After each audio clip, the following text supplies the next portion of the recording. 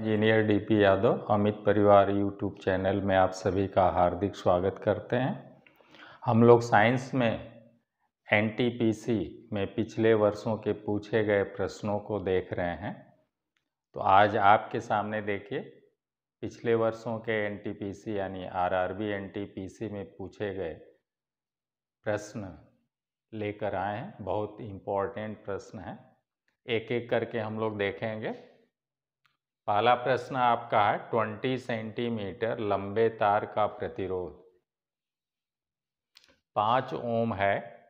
इसे 40 सेंटीमीटर की लंबाई तक एक समान रूप से ताना जाता है। ताना जाता है मतलब खींचकर फैलाया जाता है। एक समान व्यास में उसे खींचकर फैलाया जाता है। चूँकि 20 सेंटीमीटर लंबा तार है तो उसकी लंबाई अब पहले से 2 गुनी कर दी जा रही है, यानी 40 सेंटीमीटर कर दी जा रही है, यानी 2 गुना कर दी गई। पहले लंबाई L थी, अब मान लिया कि लंबाई 2L कर दी गई। तो जाहिर सी बात है कि तार हमारा पतला हो जाएगा, उसकी त्रिज्या घट जाएगी। क्लियर हो गया? यदि हम किसी तार को खींच कर बेटा उसे लंबा करें, तान कर अथवा खींच कर लंबा करें तो तार पतला होगा और उसकी लंबाई बढ़ जाएगी। तो इस तरह से हम लोग जानते हैं कि क्वेश्चन नंबर 1 लेते हैं। क्वेश्चन नंबर 1 आप ले लीजिए। हम लोग जानते हैं, पहले चित्र देख लें, एक हम लोग चित्र बना लेते हैं।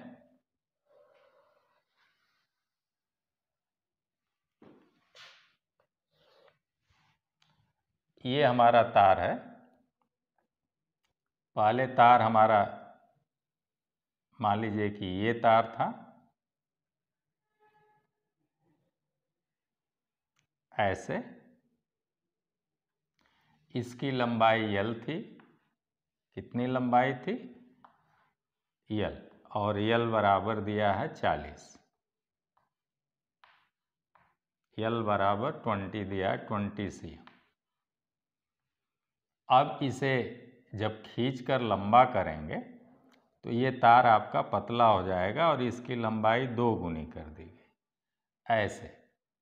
तब इसका व्यास, त्रिज्या जो है पहले से देखिए कि कितनी हो जाएगी। इसका अगर लंबाई हम 2 गुना कर दें तब इसकी त्रिज्या कितनी हो जाएगी, ऐसे।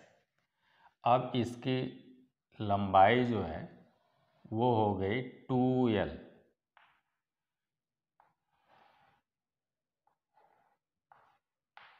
ऐसे।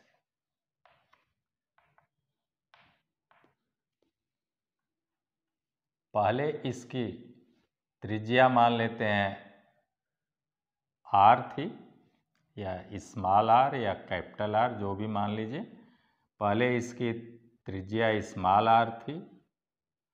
अब इसकी त्रिज्या स्मॉल r थी। अब इसकी त्रिज्या घटकर मान लिया कि स्मॉल r डैश हो गई। त्रिज्या पहले से कितनी हो गई? स्मॉल r डैश हो गई। अब पहले कितनी थी? पहले त्रिज्या स्मॉल r थी। क्लियर हो गया? और ये जो है, चूंकि L 20 है तो 2L 40 हो गया। क्लियर हो गया? अब हम लोग जानते हैं कि प्रतिरोध R बराबर होता है rho into L by A। A का मान एरिया होता है, या A by pi R square. चूँकि बेलन के मुंह का क्षेत्रफल होता है पाई R स्क्वायर, तो क्रॉस सेक्शनल एरिया लेते हैं बेटा। तो A बराबर है, एरिया कितना है मुंह का, पाई R स्क्वायर से ज्ञात करेंगे। और इसका मान दिया है 5 ओम है। कितना ओम है? 5 ओम है। पहले जो है इसी का R, इसका मान जो है 5 ओम दिया इस तार का प्रतिरोध। तो ये बराबर आपका प्रश्न में दिया है 5 ओम।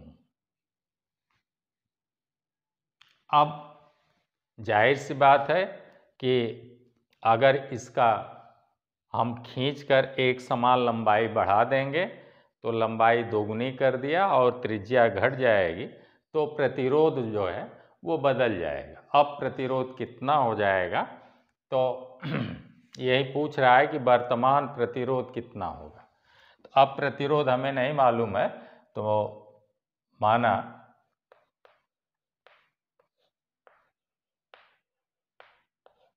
नया प्रतिरोध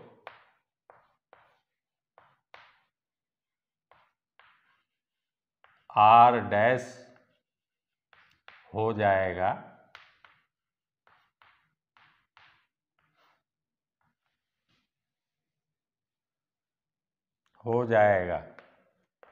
अतः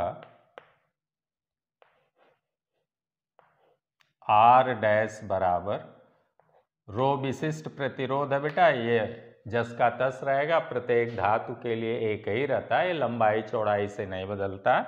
इसे रो पढ़ते हैं। रो को विशिष्ट प्रतिरोध है जिसका मात्रक ओम मीटर है, तो इसका मान नहीं बदलता है, चाहे तार मोटा लें चाहे पतला लें, उससे कोई फर्क नहीं पड़ने वाला, चाहे लंबा लें चाहे पतला लें, कोई फर्क नहीं पड़ने वाला है। प्रत्येक धातु का केवल अलग अलग होता है, तो रो उतने रहेगा। अब लंबाई 2L हो गई है, तो लंबाई 2L लिखते हैं। लंबाई दोगुनी यानी 40 सेंटीमीटर, यही 2L, ये इसी का मान 40 दिया हुआ है, कोष्ठ में 40 cm, तो जब आप मान रखेंगे तो ये आ जाएगा 40, L बराबर 20, 20 दूना 40, तो 2L बटे पाई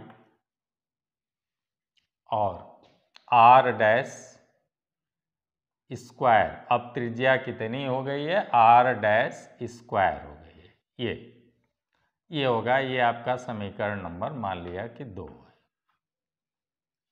इसी में मान हम अगर रखें, R डैश का मान निकाल कर रखें, तो हमें नया प्रतिरोध कैपिटल R डैश का मान ज्ञात हो जाएगा।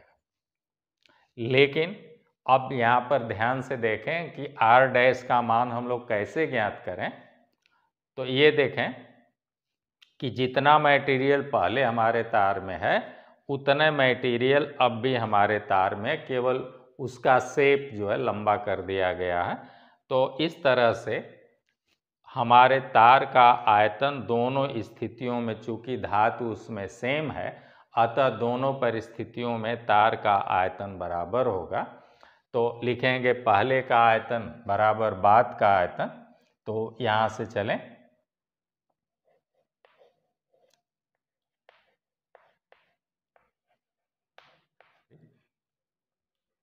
पहले का आयतन बराबर बाद का आयतन।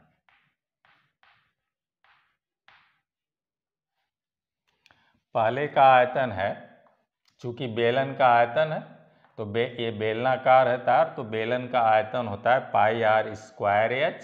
तो यहाँ पर लेंगे पाई R स्क्वायर और H का मान L है, तो पहले आयतन है pi R square L।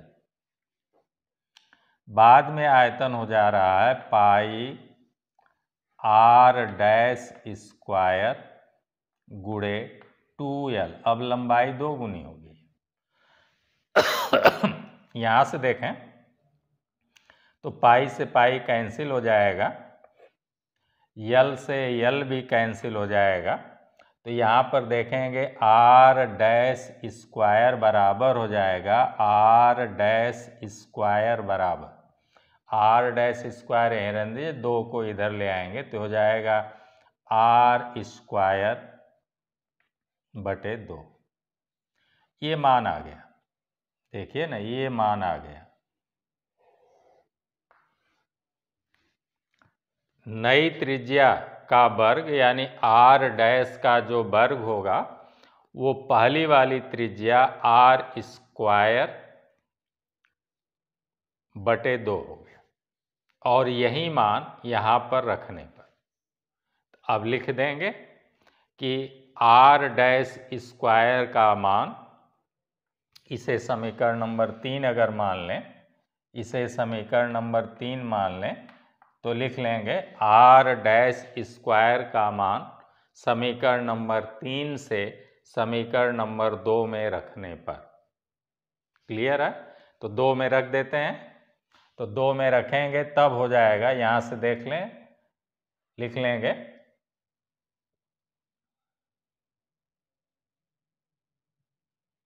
Are dash बराबर हो जाएगा रो इंटू 2L बटे पाई आर डैश स्क्वायर है, तो आर डैश स्क्वायर का मान आ गया है, आर डैश स्क्वायर का मान आ गया आर स्क्वायर बटे 2। तो यहाँ पर रख देंगे आर स्क्वायर बटे 2। अब ये 2 पलट कर ऊपर चला जाएगा तो बराबर हो जाएगा 4 रो इंटू L बटे पाई आर स्क्वायर, इतना हो जाएगा। और समीकरण नंबर 1 में आप देखें कि रो इंटू एल बटे, यहाँ से देखें रो इंटू एल बटे pi R square, rho into L बटे पाई आर स्क्वायर बराबर है 5 ओम या कैपिटल आर है, तो बराबर हो जाएगा 4R। कितना हो गया? 4R। यहाँ से देख लें, और R बराबर 5 ओम है तो बराबर हो जाएगा 4 गुणे 5, 5 चौक के 20, तो आंसर आ गया 20 ओम। ये आपका आंसर हो गया। क्लियर? इसी आर डैश बराबर रो इंटू 2L बटे पाई आर डैश स्क्वायर में मान रख दें बेटा यहाँ से, तो देखेंगे आप कि यहाँ पर 4 रो इंटू एल बटे पाई आर स्क्वायर हो जाएगा, और ये मान जो है, ये मान यहाँ से आप समीकरण नंबर अगर 1 इसे मान लें तो देखें समीकरण नंबर 1 में इसका मान जो है वो 5 ओम है, तो 4 गुणे इतने के जगह पर 5 रख दें तो 4 पचे 20। तो नया प्रतिरोध अब इस तार का, जिसको तान कर दुगुना किया गया है, उसका प्रतिरोध 5 ओम के बजाय अब हो जाएगा 20 ओम।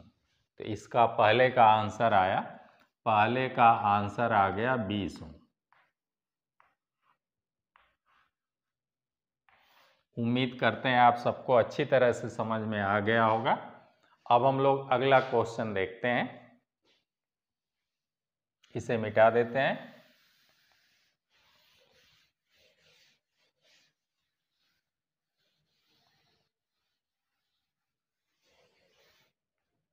क्वेश्चन नंबर 2 हम लोग देखते हैं।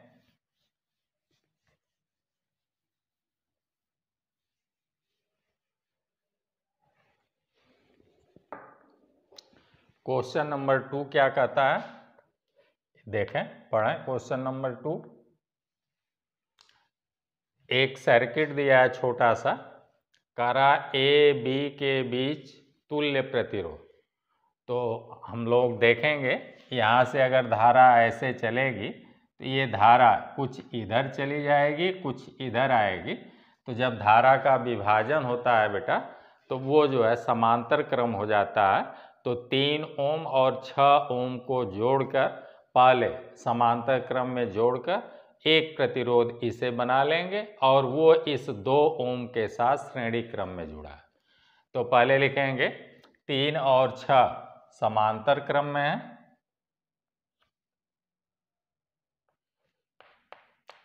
प्रतिरोध 3 ओम व 6 ओम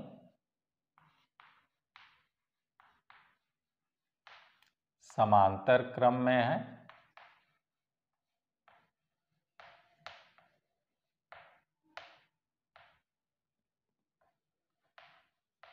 अतः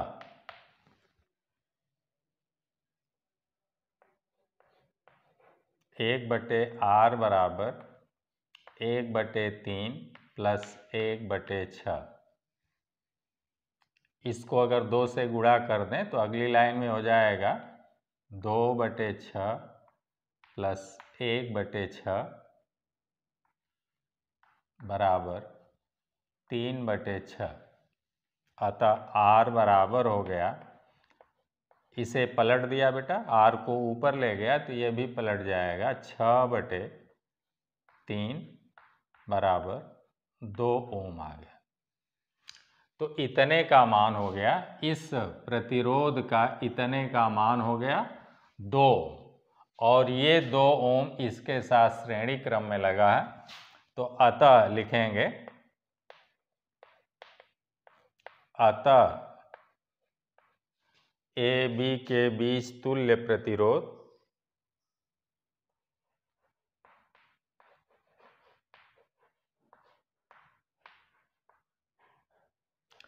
प्रतिरोध या कुल प्रतिरोध भी इसे कहेंगे, कुल प्रतिरोध। तो कुल प्रतिरोध बराबर श्रेणी क्रम में R1 plus R2 plus R3 ऐसे हो जाता है, डॉट डॉट डॉट। तो यहाँ से हो गया ये 2 ओम और इसका भी मान आया 2 ओम, तो हो जाएगा 2 + 2 बराबर 4 ओम। ये हम लोगों का आंसर आ गया। तो इसका आंसर आया, इसका आंसर आ गया 4 ओम। क्लियर हो गया? अब हम लोग क्वेश्चन नंबर 3 देखते हैं। क्वेश्चन नंबर 3 क्या कहता है?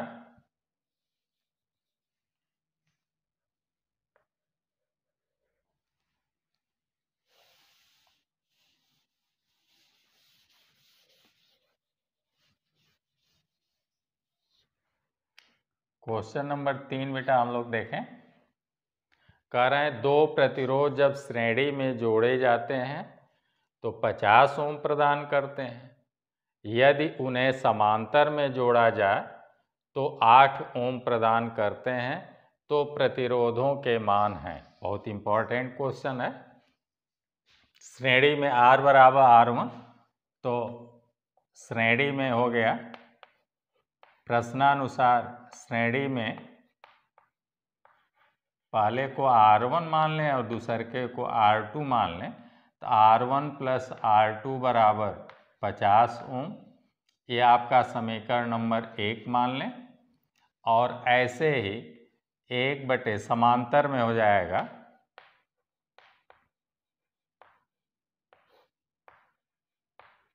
समांतर में 1/R1 प्लस 1/R2 बराबर 8 ओम। ये समीकरण नंबर 2 हो गया। अब इसे अगर समीकरण नंबर 2 को हम लोग सरल करें तो देखिए, ये ऐसे एलसीएम हो जाएगा R1 गुणे R2, और R1 से भाग देंगे तो एक तरह से हो जाएगा R2 प्लस R1, ये बराबर 8 ओम। ऐसे समीकरण नंबर 2 को हम लोग लिख सकते हैं।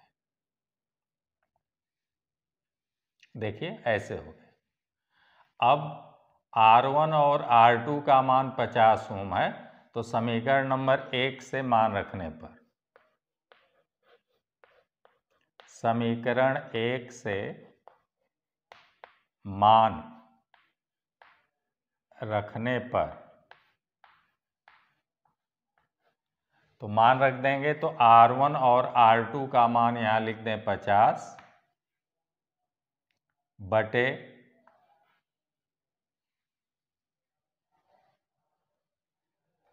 ये 1 मिनट, समांतर क्रम में इनका मान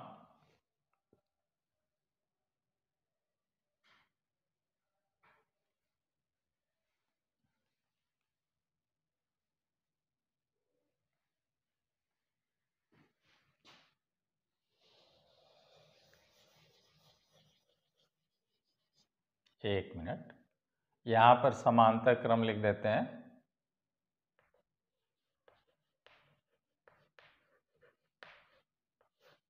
समांतर में हो जाएगा 1/r बराबर 1/r1 धन 1/r2 से हम लोग जोड़ेंगे तो ऐसे हो जाएगा। अतः 1/r बराबर हो जाएगा, अभी केवल इतना ही लिखें,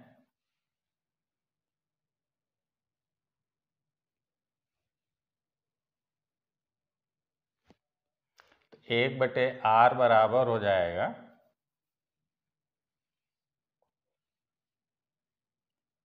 r2 धन r1 बटे इतना, ये ऐसे हो जाएगा।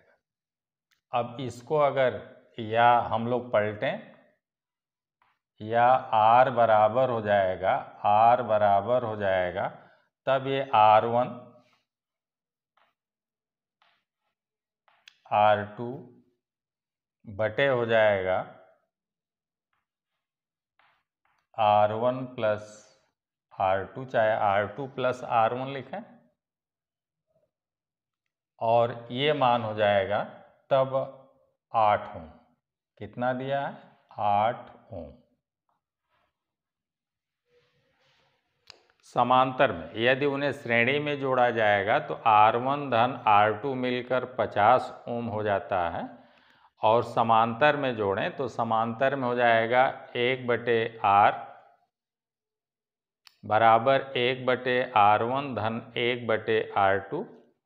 1/r बराबर इधर एलसीएम ले लिया जाए तो हो जाएगा R2 प्लस R1 बटे R2। अब इसे अगर पलट दें तो इधर भी भिन्न पलट जाएगा, तो इतने का मान 8 ओम आ जाएगा। अब हम लोग लिखेंगे समीकरण नंबर 1 से मान रखने पर, इसे अगर हम लोग समीकरण नंबर 2 मान लें, ये हमारा समीकरण नंबर 2 हो गया, तो इसमें मान रखने पर तो हो जाएगा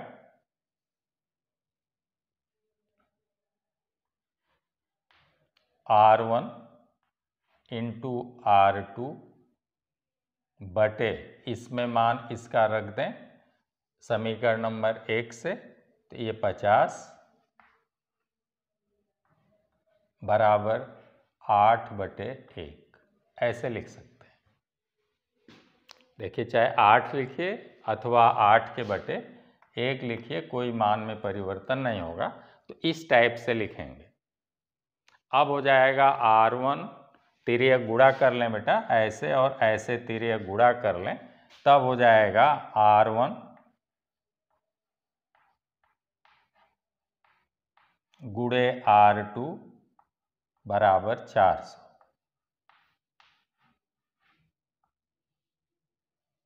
ये आ गया R1 गुणे R2 बराबर 400 आ गया।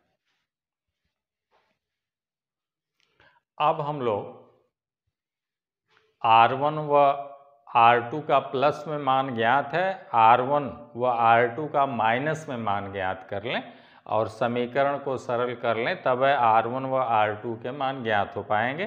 तो यहाँ पर गुणनफल ज्ञात हो गया, अब माइनस ज्ञात करें। तो एक फार्मूला हम लोग जानते हैं कि R1 माइनस R2 का होल स्क्वायर बराबर होता है R1 प्लस R2 का whole square minus 4 R1 R2।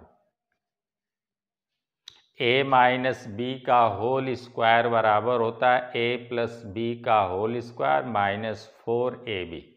इस फार्मूले में यदि मान हम लोग रखें तो अगली लाइन में अगर इसका वर्ग हम लोग खत्म करेंगे तो इधर की राशि पर करड़ी लग जाएगी। तो इसका अगर वर्ग मैं यहीं ख़त्म कर दूं, आप अगली लाइन में ख़त्म करेंगे तो इधर की राशि पर करड़ी ऐसे लग जाएगी, ऐसे लग। अब यही मान हो गया, यहाँ पर इसका मान दिया है 50, तो यहाँ पर लिखेंगे 50 का वर्ग ऐसे माइनस 4 गुणे R1 गुणे R2 का मान दिया है यहाँ पर, R1 गुणे R2 का मान 400 और इस पर ऐसे करड़ी लगी हुई है। अब ये बराबर हो गया करड़ी में 1600, 25, 5 पचे 2500, ये हो गया 2500 माइनस 4 चौक के 1600 बराबर करड़ी में 16 9 25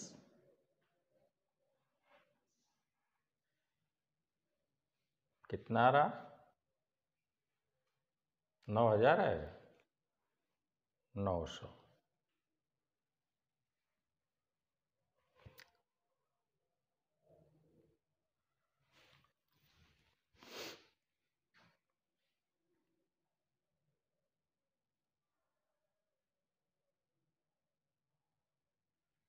करड़ी में 900 आ गया, करड़ी में 900 का मान आ जाएगा। अब वर्गमूल ले लें बेटा, तो यहाँ लिख देते हैं R1 माइनस R2। अगली लाइन में हो गया R1 माइनस R2 बराबर 900 का वर्गमूल 30 आ जाएगा,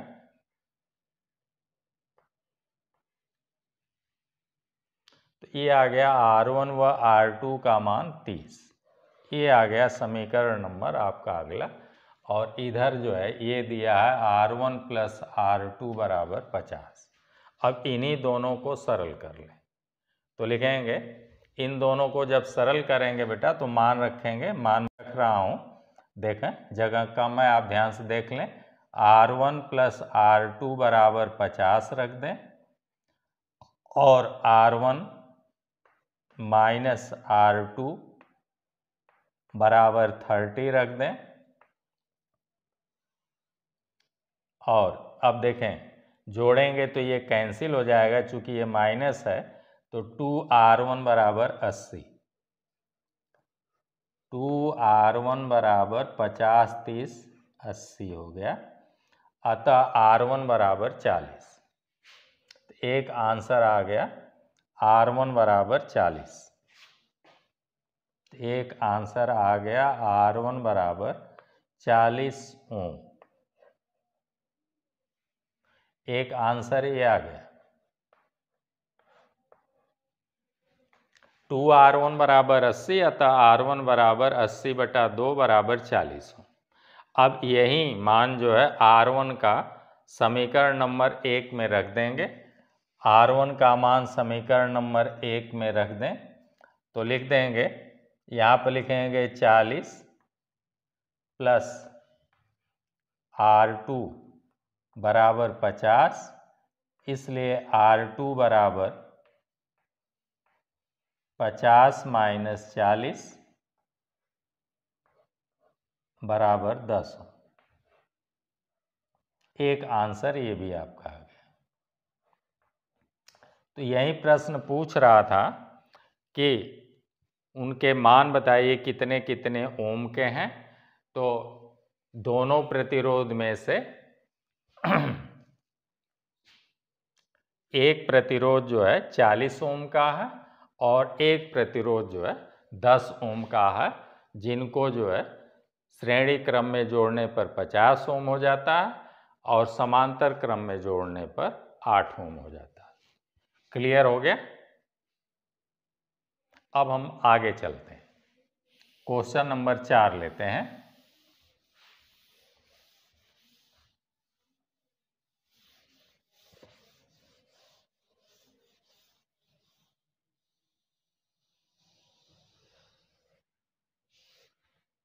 क्वेश्चन नंबर 4।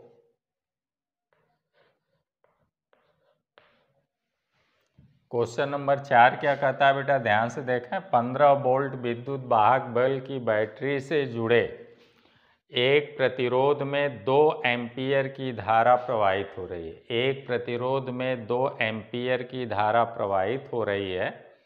इस परिपथ को 5 सेकेंड के बाद वियोजित कर दिया जाता है, डिस्कनेक्ट कर दिया जाता है, वियोजित कर देते हैं तो बैटरी द्वारा विसरित ऊर्जा होगी। तो ऊर्जा के लिए बहुत फार्मूला हम लोग जानते हैं। ऊर्जा W बराबर VQ बराबर VIT जूल। ये फार्मूला हम लोग जानते हैं। Q बराबर IT होता है, Q बराबर IT होता है। तो ये बहुत इजी आपका प्रश्न है। वैसे आप लगाएंगे तो बहुत लंबा हो जाएगा, लेकिन अगर इस फार्मूले से लगाएं कि हम लोग जानते हैं ऊर्जा W बराबर VQ बराबर VIT जूल होता है, इसी में मान रख दें तो ऊर्जा बराबर हो जाएगा, V का मान दिया है 15 वोल्ट, तो यहाँ पर V का मान 15 गुणे कह रहे हैं कि 2 एम्पीयर की धारा, तो I का मान 2 एम्पीयर और कै सेकेंड तक, 5 सेकेंड। 5 सेकेंड के बाद वियोजित कर देते हैं तो बैटरी द्वारा दी गई ऊर्जा या विसरित ऊर्जा होगी। तो देख लें, 5 दूना 10, 15 दहा में 150, तो बराबर हो गया 150 जूल। ये हम लोगों का आंसर आ गया। कोई दिक्कत, कोई डाउट? समझते हैं बहुत आराम से। एक फार्मूला है, ऊर्जा W बराबर VQ बराबर VIT बराबर I²RT, ये सब आप लोग जानते हैं, बराबर I²RT, ये सब जानते हैं फार्मूला। तो हम लोग जो है केवल W बराबर VIT लगा दें तो हमारा बड़े आराम से जो है प्रश्न सॉल्व हो जाएगा। ठीक, तो क्वेश्चन नंबर 4 भी हम लोगों का हो गया। अब हम लोग आते हैं क्वेश्चन नंबर 5 पर। इसे मिटा देते हैं। क्वेश्चन नंबर 5 देखते हैं क्या कहता है। क्वेश्चन नंबर 5 कहता है 2 समान प्रतिरोधों को समांतर क्रम में एक बैटरी से जोड़ा जाता है। यदि उन्हें एक श्रृंखला में जोड़ा जाए तो परिणामी शक्ति P होगी। 2 समान प्रतिरोध हैं, पहले समांतर क्रम में, माना दोनों R ओम के हैं। ऐसे मान ले बेटा, माना दोनों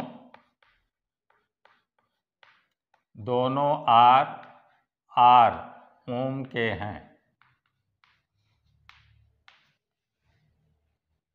तो समांतर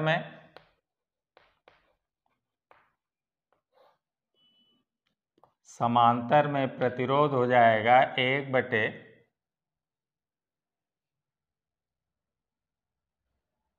'r' मान लीजिए,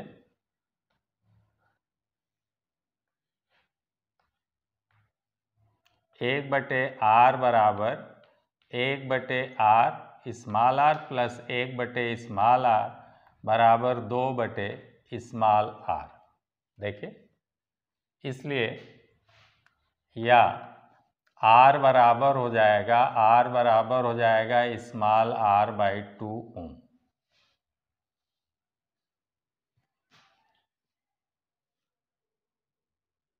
देखिए ना, ये हो गया।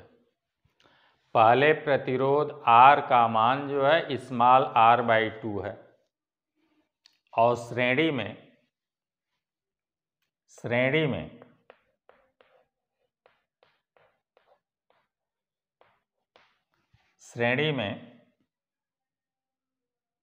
में प्रतिरोध R बराबर हो जाएगा R प्लस R बराबर 2R ओम। अब देखिए, पहले पावर कितनी थी, तो पहले पावर लिखें,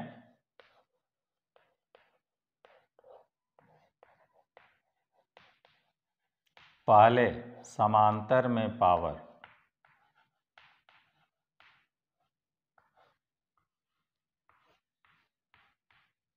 P, पावर P बराबर V²/R। अगर फार्मूला लगा दें तो बहुत इजी गोइंग हो जाएगा। पावर P बराबर VI भी होता है, I²R भी होता है और V²/R भी होता है। तो पावर P बराबर V²/R अगर लगा दें तो वोल्टेज तो सेम ही रहेगा दोनों दशाओं में, तो इसे कहेंगे V²। और अब R का मान है समांतर क्रम में स्मॉल r/2 बराबर हो गया 2V²/R। ये आ गया, इतना पावर आ गई। और श्रेणी में देख लें, श्रेणी में पावर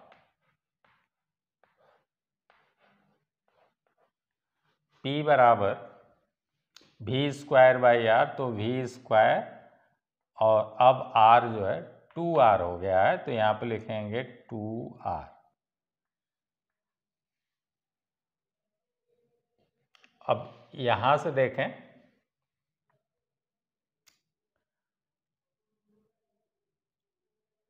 दोनों में तुलना करें तो ये मान लीजिए पावर P' मान लें और ये पावर P है, तो दोनों में तुलना करें, इतना आ गया, इतना वाट आ गया, इतना वाट आ गया। अब दोनों में तुलना करने पर तो तुलना कर दें,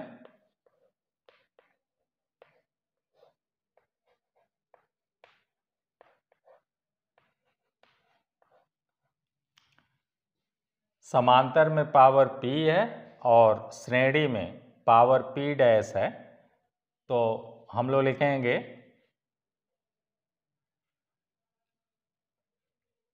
P'/P, ऐसे लिख लें, बराबर हो जाएगा P' का मान है V²/2R और इसके बटे P का मान है 2V²/R। अगली लाइन में बेटा ये भिन्न पलट दें तो हो जाएगा V²/2R गुणे R/2V²। देखिए ये V² से V² कैंसिल हो गया, R से R कैंसिल हो गया, तो बराबर आ गया 1/4। कितना आ गया? 1/4। अब तिर्यक गुणा कर दें, P'/P बराबर 1/4 आ गया, तो तिर्यक गुणा करेंगे तो P एकम P बराबर 4P', तो 4P' या P एकम P पहले लिख दें, तो P एकम P, देखा ना, P एकम P बराबर 4P'।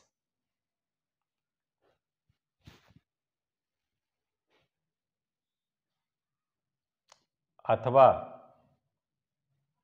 यहाँ से आप P' बराबर अब ज्ञात करें, तो यहाँ से हो जाएगा P' बराबर कैपिटल P और यहाँ 4 से गुणा, इतना आ जाएगा P/4 वाट।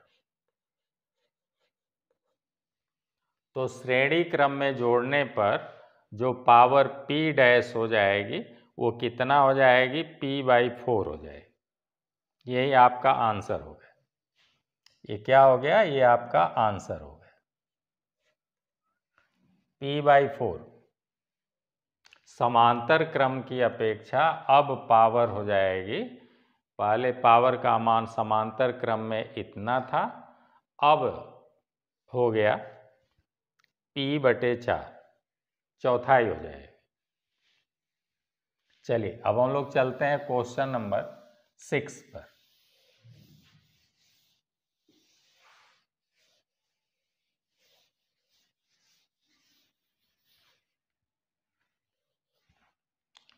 क्वेश्चन हमारा 6 क्या कहता है? छठा क्वेश्चन हमारा ये है,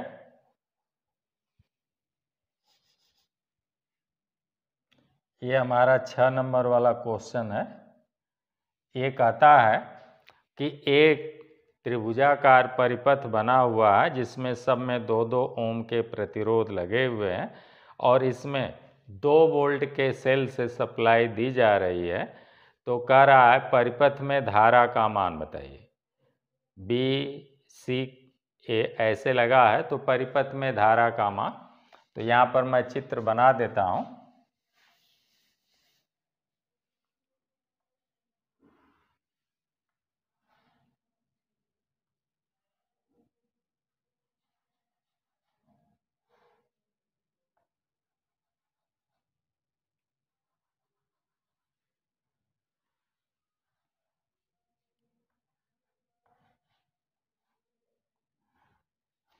ऐसे है परिपथ हम लोगों का और बी सी, ये सिरा बी है और ये सिरा सी है और ये 2-2 ओम के प्रतिरोध भी हैं। ये भी 2 ओम है, ये भी 2 ओम है और ये भी 2 ओम है। तो अब देखिए धारा अगर यहाँ से चलेगी, ऐसे आई चलेगी तो कुछ इधर चली जाएगी और कुछ इधर जाएगी। जो इधर जाएगी वहीं इस रास्ते से होते हुए ऐसे अपना परिपथ पूरा करेगी। तो इस तरह से ये दोनों हो गए किस क्रम में? श्रेणी क्रम। चित्र में देखिए, जब धारा का विभाजन होता है तो समांतर क्रम, तो ये और ये तो हो गए समांतर क्रम। लेकिन जो इसमें धारा जाएगी, ए की ओर जो धारा जाएगी वहीं धारा ए से सी में भी आएगी, वहीं धारा ए से सी में भी आएगी। अतः ए बी वाला 2 ओम और ये ए सी वाला 2 ओम हो गया श्रेणी क्रम में। तो श्रेणी क्रम में कुल प्रतिरोध हो जाता है R बराबर R1 प्लस R2 से बेटा, तो 2-2 4 ओम हो गया और ये 4 ओम इसके साथ जुड़ गया समांतर क्रम में। तो परिपथ का कुल प्रतिरोध लिखेंगे, तो परिपथ का कुल प्रतिरोध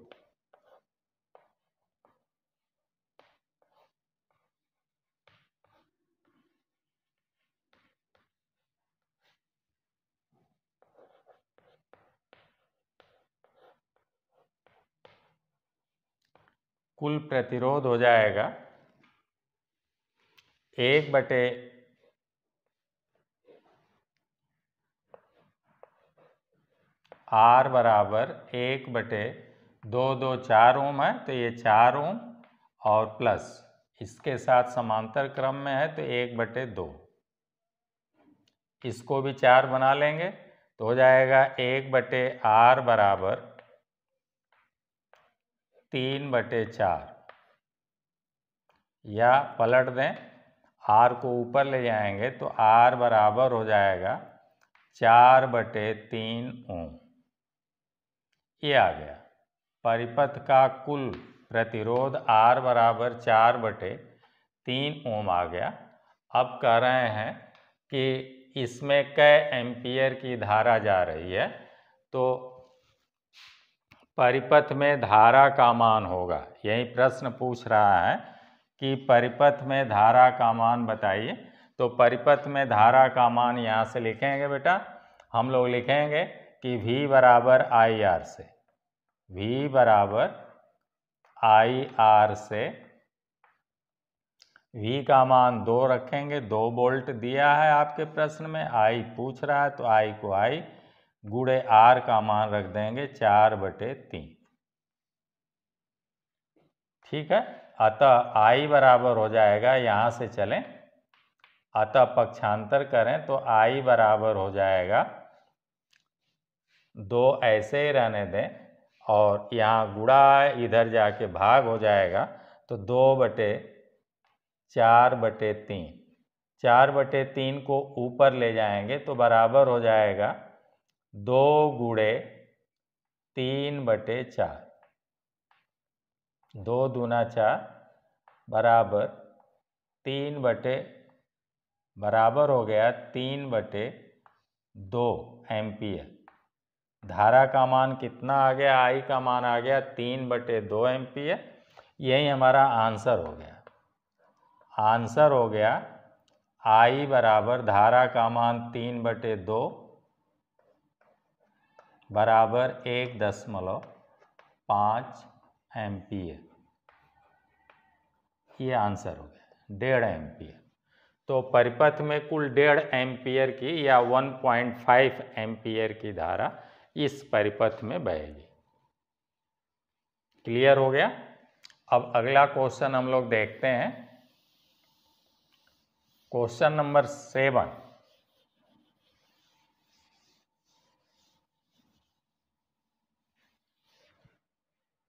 ये भी हो गया। क्वेश्चन नंबर 7 देखते हैं हम लोग। क्वेश्चन 7 क्या कहता है? 3 प्रतिरोध हैं, प्रत्येक को 4 ओम का त्रिकोण बनाने के लिए जोड़ा गया है, तो 2 टर्मिनल के बीच प्रतिरोध होगा। ऐसे बेटा त्रिभुजाकार जो है ऐसे त्रिकोण बनाया गया है और ये 3 प्रतिरोध इसमें 4-4 ओम के लगाए गए हैं। एक यहाँ लगाया गया है, एक यहाँ लगाया गया है और एक यहाँ लगाया गया। इस तरह से ये बन गए। ये 4 ओम का ये भी है, 4 ओम का ये भी है और 4 ओम का ये भी है। तो कह रहे हैं किन्हीं भी 2 टर्मिनल, मान लीजिए कि इन्हीं 2 टर्मिनल के बीच जो है प्रतिरोध ज्ञात करना। इसे ए मान लें, इसे बी मान लें और इसे सी मान लें। तो किन्हीं भी, चाहे ए बी के बीच ज्ञात करें, चाहे बी सी के बीच ज्ञात करें, चाहे ए सी के बीच ज्ञात करें, सेम मान आएगा। तो अब फिर आप देखेंगे अगर ए सी के बीच ही तुल्य प्रतिरोध ज्ञात करते हैं, ए सी के बीच किसी के भी बीच ज्ञात करेंगे उतने आंसर आएगा। चाहे ए बी के बीच ज्ञात करें तो ए सी के बीच तुल्य प्रतिरोध या कुल प्रतिरोध लिखेंगे। तुल्य प्रतिरोध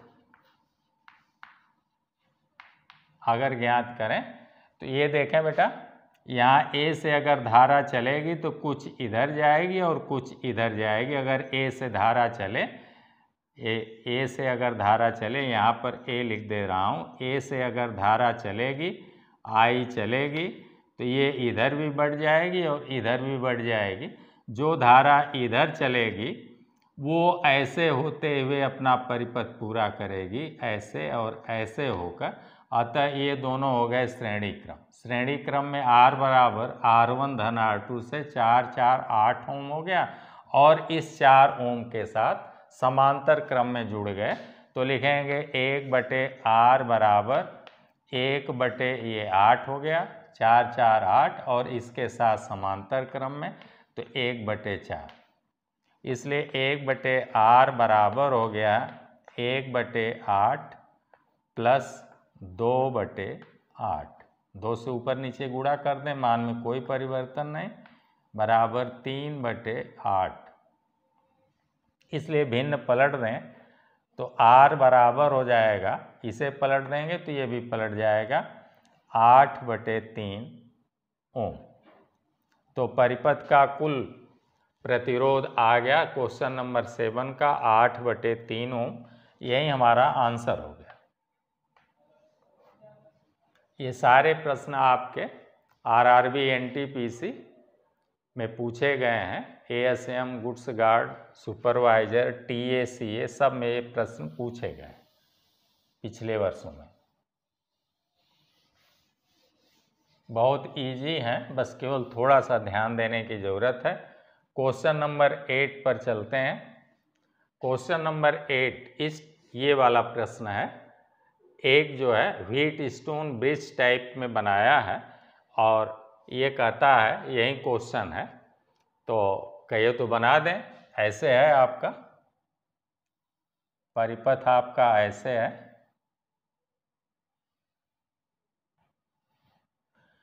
ये जो है यहाँ से ऐसे और इधर से ऐसे हो गया।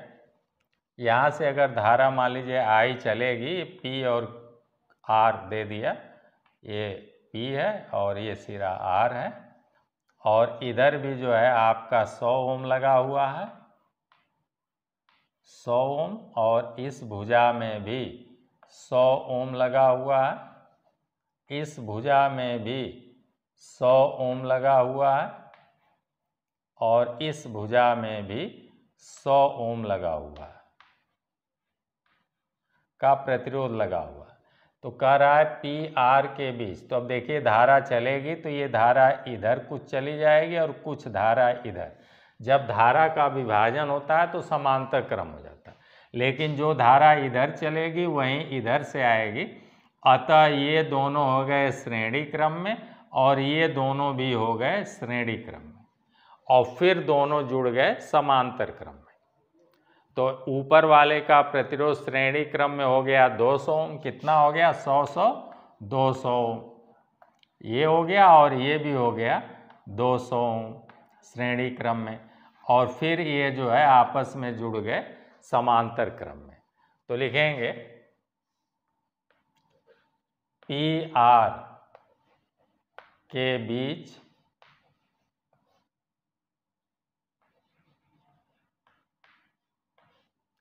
कुल प्रतिरोध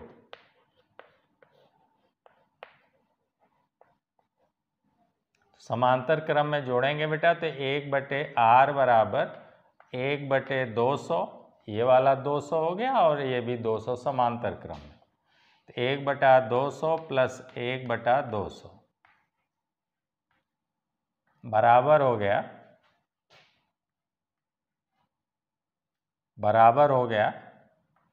2/200।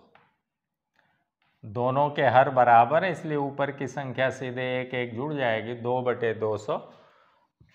इसको पलट दें बेटा, तो R को ऊपर ले जाएंगे तो R बराबर, तो इधर का भी भिन्न पलट जाएगा, हो जाएगा 200/2, भाग दे देंगे, बराबर हो जाएगा 100 ओम। यही आंसर आ गया। यानी इस पूरे पी आर के बीच कुल प्रतिरोध, यानी इस परिपथ का कुल प्रतिरोध, परिपथ का कुल प्रतिरोध हो गया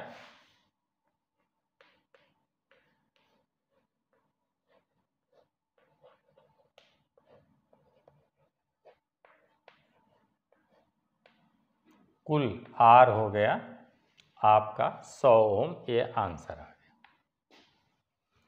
हम उम्मीद करते हैं कि आपको सारी बातें, सारे क्वेश्चन एक एक करके समझ में आ गए होंगे।